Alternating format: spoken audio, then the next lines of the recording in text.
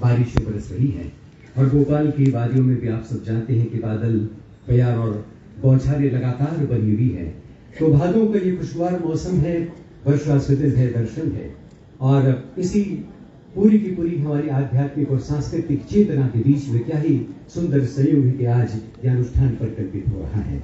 माननीय संस्कृति मंत्री जी से संपर्क किया आदरणीय विकास दवे जी ने और ये सूचना मिली है, उन्होंने बहुत ही विनम्र सदाशता के साथ ये सूचित किया है कि वे समारोह के मंच पर होते होते मंच पर प्रकट हो जाएंगे, लेकिन हम ये समारोह शुरू कर सकते हैं। समाज के साथ अपने महान सरोकारों के साथ उनके सृजन को आज इस मंच पर रेखांकित किया जाना है और उन्हें निर्धारित सम्मानों से विभूषित किया जाना है।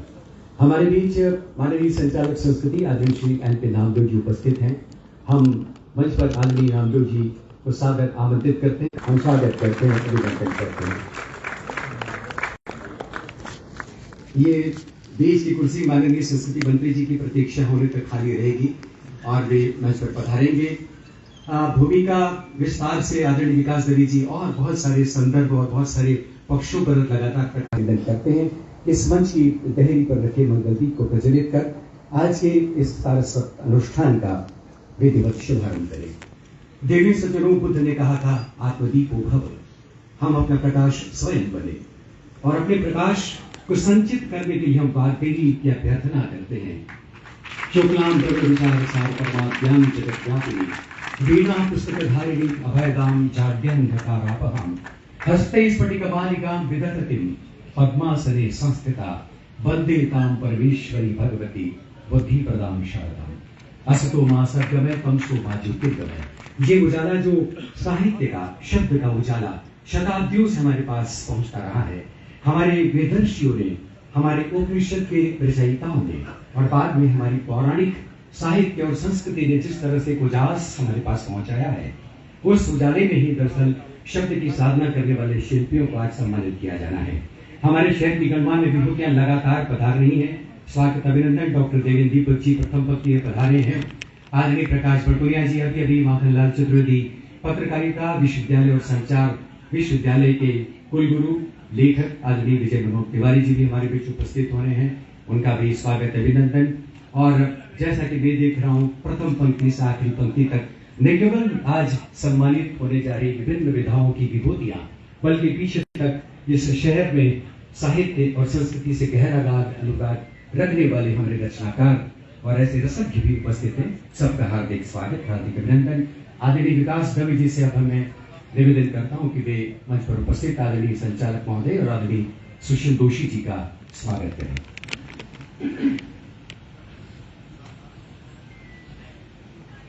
सबसे पहले कुलपोषी आदरणीय सुशील दोषी जी के, वे आज सम्मानित हो ही रहे हैं, लेकिन अब एक वाचिक परंपरा के चलते जो शब्द हमारे पास पहुंचता रहा है, ऐसे ही वाचिक परंपरा को कमेंट्री के माध्यम से सिद्ध करने वाले ऐसे सुशील दोषी जी हमारे बीच उपस्थित हैं, उनका भी स्वागत।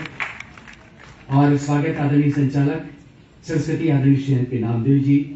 पूरा जब संस्कृति का ऐसा अनुष्ठान परिकल्पित होता है तो संस्कृति के प्रबंध के बगैर ये संभव नहीं है और ऐसे संचालक संस्कृति एन.पी. नामदेव जी स्वयं उपस्थित हैं, उनका भी स्वागत, उनका भी बहुत बहुत अभिनंदन।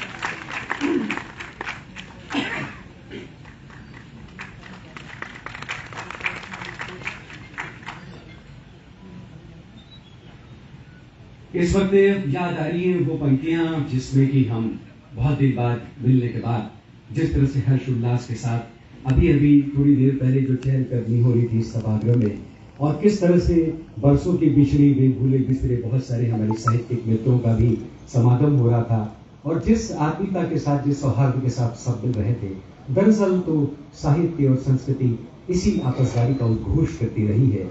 मनुष्यता इसी तरह से हमारे पास पहुंचती रही है एक जीवन मूल्य के रूप में।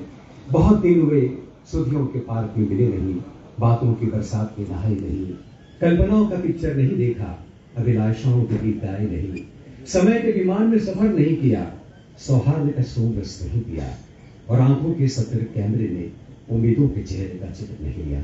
ये दरअसल सपनों और उम्मीदों का भी एक समागम है और दरअसल जिन सपनों को धारण करते हुए हम अपनी कलम कागज पर उकेरते रहे हैं, दरअसल वो हमारे अपने सपने बस नहीं है, एक बृहत्तर समाज भी उसके साथ में स्पंदित होता रहा है। ऐसे शब्द शिल्पियों को आज सम्मानित करने का अवसर आया है। साहित्य अकादमी अपनी लगातार यात्रा में जिस तरह से इन अनुष्ठानों को परिकल्पित करने और जीवंत करने के लिए जिस तरह से नेपथ्य में जो संघर्ष करती है, जो अपना उत्साह बटोरती है, विकास दवे जी को जब हम देखते हैं तो लगता है कि एक लोकतांत्रिक छवि उन्होंने इस साहित्य अकादमी के माध्यम से तमाम साहित्यिक जातिवाद और संकीर्णताओं और खानाबंदियों से परहेज करते हुए जो एक खुला सा वातावरण हमारे सामने रखा है। इस सारस्वत अनुष्ठान में मंच पर निश्चित तौर पर हम सब लोगों को अत्यंत प्रसन्नता हो रही होगी। एक ऐसे मनीषी की उपस्थिति है जिन्होंने क्रीड़ा क्षेत्र में मध्यम वर्गीय, निम्न मध्यम वर्गीय और गरीब जनता के लिए शायद दुष्कर ही नहीं बल्कि असंभव सा काम हुआ करता था। तब अगर खेत की मेड़ पर बैठा हुआ किसान अपने कान पर ट्रांजिस्टर लगा करके पूरी की पूरी क्रिकेट को अपनी कानों से सुनने का प्रयास, मध्य प्रदेश शासन के अनेक विभागों को आपका मार्गदर्शन प्राप्त होता रहा, लेकिन वे जब से संस्कृति मंत्रालय में संचालनालय के दायित्व को निर्वाह करने के लिए आए, सच कहूं तो प्रारंभ में जब हमने सुना कि अल्पसंख्यक मामलों के विशेषज्ञ माने जाते हैं, अन्य शासकीय विभागों में उनकी दृढ़ता, उनकी एकनिष्ठता और कई बार लोगों को लगता था कि वे अत्यंत रूखे होकर के निर्णय कर, आपने आकर इस कार्यक्रम की गरिमा को बढ़ाया है। हम सब लोगों को आभास हो रहा होगा कि एक लंबे समय से वर्ष 2022 और 2023 के सम्मानों की घोषणा साहित्य अकादमी ने कर दी थी। बड़ा काम था, हम सब जानते थे कि इस काम को करना उतना आसान भी नहीं था और सबसे बड़ी समस्या होती है आर्थिक समस्या। हम लोगों की कल्पना से शायद परे रहता होगा कि साहित्य तो लगभग 1.5 कार्यक्रम का एक सम्मान केवल, लेकिन उसके बाद भी लगता है कि नहीं, ये सचमुच मध्य प्रदेश शासन का, साहित्य अकादमी का एक प्रकार से दायित्व बोध है, जिसके कारण से हम इस काम को करने के लिए लालायित रहते हैं। एक प्रकार से ये आप सब साहित्य धर्मियों का, साहित्य समाज का हम सब पर ऋण होता है और इस ऋण से उऋण होने के लिए यह आयोजन हम सब की होने वाला है। और निश्चित रूप से मैं ये अनुभव कर रहा हूं कि कई बार हम रामचरितमानस पढ़ते हैं तो लगता है कि आज के युग में और उस युग में बड़ा अंतर नहीं आया है। तब शायद तुलसी बाबा ने लिखा होगा कि अब विलंब के ही कारण कीजिए, उस पंक्ति का अर्थ अब समझ में आया जब वो पंक्ति हमने नामदेव जी के मुख से सुनी। तो मैं अब इस समय निश्चित तौर पर इस बात के लिए भी कृतज्ञता ज्ञापित कर रहा हूं हमारे माननीय मंत्री जी आदरणीय धर्मेंद्र भाव सिंह जी लोधी किया कि हमारे माननीय मुख्यमंत्री आदरणीय डॉक्टर मोहन यादव जी जब भी इस प्रकार के कार्यक्रमों में विलंब होता है तो उन कार्यक्रमों के विलंब को वे ठीक नहीं मानते। विगत 3 कार्यक्रमों में उन्होंने इस बात का संकेत किया और आदरणीय संचालक महोदय ने भी मुझे कहा कि मुख्यमंत्री जी बार बार कहते हैं कि कार्यक्रमों को, पुरस्कारों को सम्मान, ये कहूं कि हमने अपने एक सम्मान के लिए एक विश्वविद्यालय के आदरणीय कुलगुरु जी का चयन किया था, उनकी कृति के कारण हुआ था, लेकिन वे अब अपने उस दायित्व को पूर्ण करके इस विलंब के बाद अब प्राध्यापक के रूप में अपने मूल विश्वविद्यालय में सेवाएं देने के लिए चले। समृद्ध है ही, लेकिन श्रोता दीर्घा की समृद्धता का अंदाजा आप इससे लगाइए कि परिवार भाव से स्नेह रखने वाले माखनलाल चतुर्वेदी राष्ट्रीय पत्रकारिता विश्वविद्यालय के कुलपति जी पीछे चले गए थे और मैं बेचैन होकर के देख रहा था कि वे इतनी उदारता पूर्वक अपने सारे प्रोटोकॉल को एक तरफ रख करके वे सहज भाव से व्यस्त होकर के और सम्मान के कार्यक्रम में भाग लेने के लिए आ रहा हूं। आदरणीय प्रतीक शुक्ला के लिए तो मुझे लगता है कि आत्मविश्वास था, उस आत्मविश्वास का सम्मान रखने के लिए मुझे जैसा भावुक व्यक्ति कितना ऊपर नीचे हो रहा होगा, इस पूरे साकार करने का काम पंकज भाई करते हैं और इसलिए उनकी जो साहित्य धर्मिका है और उनके साथ आदरणीय सारिका पंकज जी आई हैं, प्रख्यात आरजे हैं, वे भी एकदम विनम्रता से पीछे बैठी हुई हैं, उनको भी प्रणाम कर रहा हूं। दयानंद पांडे जी हमारे मध्य उपस्थित है इस सम्मान को लेने के लिए। दयानंद पांडे जी एक ऐसा मुखर स्वर है कि आप इस समय सोशल मीडिया पर और प्रिंट मीडिया पर लगातार जब उनको पढ़ेंगे तो आपको लगेगा कि कैसे कोई व्यक्ति सांस्कृतिक वैचारिक अधिष्ठान और राष्ट्रीय वैचारिक अधिष्ठान के साथ दृढ़ता के साथ खड़े होकर के कितने सारे मोर्चों पर लड़ रहा है और मुझे लगता है कि हम सब साहित्यकारों के लिए वो प्रेरणा है। और इसलिए मैं दयानंद पांडे जी हो, चाहे हमारे राजेश भाई व्यास हो, राजभवन की व्यस्तताओं के बीच में भी वे लगातार संस्कृति धर्मी लेखन करते रहते हैं, उनकी उपस्थिति को मैं यहाँ रेखांकित कर रहा हूँ। हमारे मध्य प्रख्यात रंगकर्मी जया सरकार जी हैं, वे पुणे से पीयूष जी अपनी लगातार व्यस्तताओं के बाद भी भाई साहब के साथ यहाँ पर उपस्थित है। मैं उनकी उपस्थिति को भी रेखांकित कर रहा हूँ। अग्निधर्मा की संपादक आदरणीय शोभा जैन जी यहाँ पर उपस्थित हैं। लगातार हम उनकी समीक्षा समालोचनाएं देखते रहते हैं। और इन सब के अलावा एक चेहरा और आपको आकर्षित कर रहा होगा, वो है शैलेंद्र व्यास जी का। दरअसल शैलेंद्र व्यास जी अभी दिख रहे हैं कि नहीं?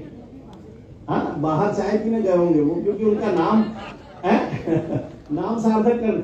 महाकाल की सवारी जब निकली, वो देखिए वो आ गए उधर से कोने से निकल करके महाकाल की सवारी जब आप ऑनलाइन देखते हैं तो महाकाल की सवारी के आगे स्थिति को प्रणाम कर रहा हूं। उनके दिवंगत होने के बाद उस ब्लैंक की पूर्ति करने का काम अगर किसी ने किया है तो आदरणीय विनोद नागर जी ने किया है।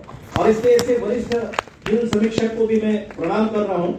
मित्रों, इस बार जो 2022 और 2023 के सम्मान दिए जा रहे हैं, इसमें एक नया प्रयोग हुआ है और उस नए प्रयोग का संपूर्ण श्रेय मैं जिन्होंने मेरी इस राह को आसान करने का काम किया। मैं कई बार कहता हूं, आदरणीय श्रद्धेय डॉक्टर देवेंद्र दीपक जी ने जब वे साहित्य अकादमी के निदेशक रहे तब के अपने अनुभवों से मुझे पहले दिन से सिंचित करना प्रारंभ किया। और इस बार एक प्रकार से उन्होंने आदेश देकर के मुझे कहा था कि इससे पहले जो काम कभी नहीं हुआ उस काम को तुम इस बार से प्रारंभ कर दो ताकि ये एक परंपरा बन जाए। और वो काम इतना अनूठा था, उन्होंने कहा कि सामान्यतया साहित्यकारों के लिए सम्मान की राशि महत्वपूर्ण नहीं होती है। राशि आधी भी हो जाए तो चलती है, लेकिन कभी कभी चूंकि वे निदेशक के रूप में अत्यंत अनुभवी थे, मैं भी विगत 7-8-9 वर्षों के सम्मान देने के कारण से इस अनुभूति से गुजरता हूं। कभी कभी निर्णायक मंडल एक साथ 2 कृतियों को सामने रख करके भ्रम में आ जाते हैं। अब क्या करें, ये दोनों इतनी श्रेष्ठ कृतियां कि इसमें से एक का चयन करना कठिन हो रहा है। और ऐसे में भाई साहब ने आदेश दिया दीपक जी ने कि आप अगर ऐसा लगे तो निर्णायक मंडल को कहिए कि एक सम्मान के लिए 2 कृतियों को भी सम्मानित किया जा सकता है। और इस बार पहली बार इसी ढंग से काम करते हुए, और ये कोई अनूठा काम ऐसा नहीं, लेकिन केवल एक नई परंपरा है जिसको कहते हैं नवाचार प्रारंभ करने का था। और इसमें आप सबका सहयोग मुझे प्राप्त हुआ और हम सब इस बात को अनुभव करते हैं कि राशि का कोई महत्व नहीं होता, लेकिन इस प्रकार के अखिल भारतीय और प्रादेशिक सम्मानों से सम्मानित होने वाले व्यक्ति के लिए ये सम्मान मायने रखता है कि मध्य प्रदेश शासन और साहित्य अकादमी आपको सम्मानित कर रही है। और इसके निश्चित तौर पर मैं माननीय मुख्यमंत्री जी के प्रति, हमारे आदरणीय संस्कृति मंत्री आदरणीय धर्मेंद्र लोधी जी के प्रति, प्रमुख सचिव संस्कृति जी के प्रति, हमारे आदरणीय संचालक जी के प्रति भी अपनी कृतज्ञता ज्ञापित कर रहा हूं। और 2 नाम और मैं लेना चाहता हूं इस पूरी प्रक्रिया में जिनका महत्वपूर्ण सहयोग रहा। आदरणीय डॉक्टर पूजा शुक्ला जी यहाँ पर उपस्थित हैं। वे संस्कृति परिषद में इस समय हम सबका नेतृत्व करती हैं और वे लगातार सकारात्मकता से हम लोगों को सहयोग करती हैं। मैं पूजा शुक्ला दीदी को भी अभिनंदन कर रहा हूं और साथ ही मुझे पता नहीं भारती सिंह दीदी यहाँ उपस्थित हैं कि नहीं, लेकिन वे भी लगातार संचालनालय में रहते हुए नामदेव जी के साथ साथ उनके सहयोगी के रूप में काम करती हैं। उन्होंने भी पर्याप्त सहयोग दिया। मैं दोनों बहनों के प्रति भी कृतज्ञता ज्ञापित कर रहा हूं। और मैं इस बात को लेकर के वास्तव में बहुत प्रसन्नता अनुभव कर रहा हूं कि ये कार्यक्रम जिस समय संपन्न हो रहा है 2022 और 2023 के जब हम अलंकरण संपन्न कर रहे हैं, उस अलंकरण के साथ साथ, या बल्कि कहना चाहिए इससे पहले, वर्ष 2024 का विज्ञापन भी निकल चुका है। और कल इस कार्यक्रम की तैयारी करते करते हमारी पूरी टीम से मैंने ये आश्वस्ति ले ली है।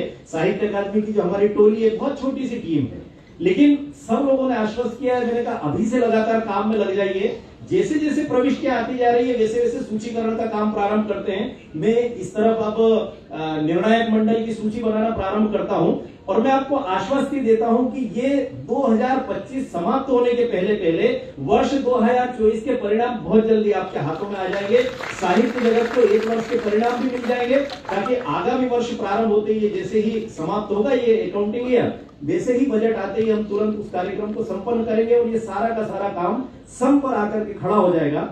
एक जो मैंने बात महत्वपूर्ण कही थी आप सबको, अभी विनय जी ने ये इस बात को आप सबके सामने कह दिया है कि माननीय मंत्री जी जबलपुर में आदरणीय जेपी नड्डा जी के साथ एक महत्वपूर्ण बैठक के लिए गए थे और उन्होंने हमारे आग्रह पर एक नई प्रकार की व्यवस्था बनाई। वैसे वो बाय रोड आने वाले थे कार से, लेकिन जब मैंने आग्रह किया कि कार्यक्रम में हम सब चाहते हैं कि आपकी उपस्थिति रहे, तो उन्होंने यहाँ का जो अपना जो मध्य प्रदेश शासन का जो हेलीकॉप्टर है जो स्टेट हैंगर से चलता है, वो खजुराहो में था, वहां से वो जबलपुर पहुंचा और माननीय मंत्री जी को लेकर के भोपाल एयरपोर्ट पर स्टेट हैंगर पर उतर रहा है।